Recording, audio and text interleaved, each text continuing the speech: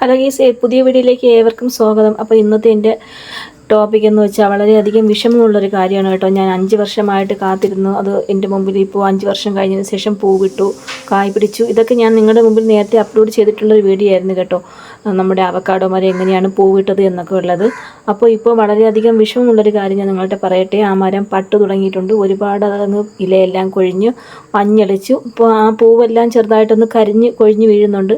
അപ്പോൾ നമുക്കതിനെ എങ്ങനെയാണ് ഒന്ന് പഴയ ജീവിതത്തിലേക്ക് അതിനെ ഒന്ന് മടക്കി കൊണ്ടുവരണം. അതിനുള്ളൊരു തയ്യാറെടുപ്പിലാണ് ഞാൻ.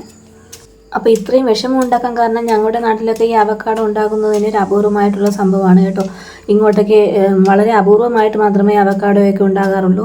കാരണം ഞങ്ങളുടെ ഇങ്ങോട്ടൊക്കെ ചൂട് കൂടിയ സ്ഥലമാണ്. കൊല്ലം ജില്ലയിലാണ് എൻ്റെ സ്ഥലം. അപ്പോൾ ഇങ്ങോട്ടൊക്കെ നല്ല ഒരുപാട് ചൂട് കൂടിയ സ്ഥലമാണ്. അപ്പോൾ ഞാനിത് നട്ടേക്കുന്നതും വളരെയധികം ചൂടുള്ള സ്ഥലത്തായിട്ടാണ് ഇത് നട്ടിട്ടുള്ളതും. കാരണം എനിക്ക് ഇത്ര സ്ഥലമേ ഉള്ളൂ ഇവിടെ. അപ്പോൾ അതനുസരിച്ചാണ് ഞാനിവിടെ നട്ടിട്ടുള്ളത്. അപ്പോൾ ഈ ഇൻ്റർലോക്കിൻ്റെ ചൂടും മതിലിൻ്റെ ചൂടും ഇതെല്ലാം കൂടെ കൊണ്ടൊക്കെ ആയിരിക്കും മിക്കവാറും ഇത് പട്ട് പോയിട്ടുള്ളത്.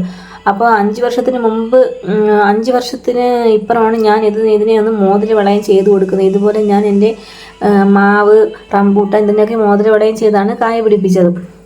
അപ്പോൾ അതുപോലെ ഞാനൊന്ന് ചെയ്തതാണ്. അപ്പോൾ മിക്കവാറും ചെയ്തപ്പോൾ എനിക്ക് സന്തോഷം ഉണ്ടായി. കാരണം ഇത് പൂവിട്ടതൊക്കെ അങ്ങനെയൊക്കെ വന്ന സമയത്ത് എനിക്ക് ഒരുപാട് സന്തോഷമൊക്കെ ഉണ്ടായി. അതിനുശേഷം നമ്മൾ ഈ മോതിര വളയം ചെയ്തതിൻ്റെ ചുറ്റാകെ തന്നെ ഒരു പുതിയ കിളിർപ്പൊക്കെ ഉണ്ടായിട്ടുണ്ടായിരുന്നു. അതാണ് ഈ വീഡിയോയിൽ കാണുന്നത്.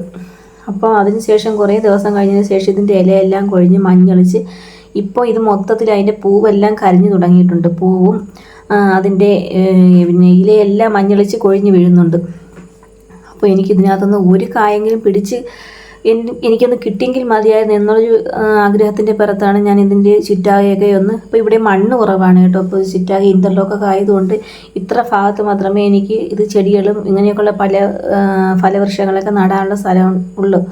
അപ്പോൾ ആ സ്ഥലത്താണ് ഞാൻ ഇത് നട്ടേക്കുന്നത്. അപ്പോൾ ഞാനിപ്പോൾ ഇതിൻ്റെ ചുറ്റും ഒന്ന് വെള്ളമൊക്കെ ഒഴിച്ച് കൊടുത്ത് തടമിട്ടതിന് ശേഷം നമുക്ക് ചാണകപ്പൊടിയൊക്കെ വന്നിട്ട്, അപ്പോൾ ചാണകപ്പൊടിയൊക്കെ ഈ സമയത്ത് ചൂടാണെങ്കിലും ഞാൻ കുറച്ച് ചാണകപ്പൊടിയൊക്കെ ഇട്ട് കൊടുത്തിട്ടുണ്ട്. അപ്പോൾ ചാണകപ്പൊടിയൊക്കെ ഇട്ട് തൊണ്ടൊക്കെ നിരത്തി ചുറ്റും കരിയിലേക്ക് പറക്കൊണ്ട് വെച്ചിട്ടുണ്ട്. അപ്പോൾ അങ്ങനെയൊക്കെ ഒന്ന് നമുക്ക് ഇതിൻ്റെ ചുറ്റാകെ ഒന്ന് തണലൊക്കെ വിരിച്ച് കൊടുത്തതിന് ശേഷം എന്നും ഞാൻ ഈ വെള്ളമൊക്കെ ഒഴിച്ച് കൊടുക്കുന്നു. അപ്പോൾ തണലൊക്കെ വിരിച്ചതിന് ശേഷം നമുക്കിതൊന്ന് പുതിയ ജീവിതത്തിലേക്ക് വരുമോ എന്ന് നോക്കാം. ആ രീതിയിലാണ് ഞാൻ ഇതിനെ ഒന്ന് സംരക്ഷിച്ച് ഇപ്പോൾ വരുന്നത്. അപ്പോൾ ഇനിയെങ്കിലും ഈ അവക്കാഡോ മരമൊക്കെ നടുന്നവർ നല്ല തണലുള്ള പ്രദേശത്ത് മാത്രമേ നടാവൂ. നമ്മുടെ ഈ മിക്കുള്ള പിന്നെ ഫ്രൂട്ട്സ് ഐറ്റങ്ങളും നല്ല തണുപ്പുള്ള പ്രദേശത്ത് മാത്രമാണ് വളരുന്നത് എന്ന് നമ്മൾ കേട്ടിട്ടുണ്ട്. അപ്പോൾ അതുപോലെ അങ്ങനെയൊക്കെയുള്ള ഫലവൃക്ഷങ്ങൾ നടുമ്പോൾ മിക്കവാറും നമ്മൾ തണലുള്ള പ്രദേശത്ത് മാത്രമേ നടാൻ ശ്രമിക്കാവൂ. എനിക്ക് അങ്ങനെയുള്ള സ്ഥലം ഇല്ലാത്തത് കൊണ്ടാണ് ഞാൻ ഈ സ്ഥലത്ത് നട്ടതും ഇത് കായ് പിടിപ്പിച്ചെടുത്തതും. അപ്പോൾ പക്ഷേ ഇങ്ങനെ ആയിപ്പോയി സംഭവമൊക്കെ. ഇതിൻ്റെ കൂട്ടത്തിൽ തന്നെ എനിക്ക് വേറൊരു അവക്കാഡോ മരമുണ്ട്. അപ്പോൾ അത് ഞാൻ മോതിര വളയം ചെയ്തിട്ടില്ല. അത് ഇത്ര 5 വർഷം പ്രായമായിട്ടില്ല. അതുകൊണ്ടാണ് ഞാൻ ഇതിനേക്കാളും വളർച്ചയുണ്ട്, പക്ഷെ 5 വർഷം പ്രായമായിട്ടില്ല. അതുകൊണ്ടാണ് ഞാൻ അതിന് മോതിര വളയം ചെയ്യാതിരുന്നത്.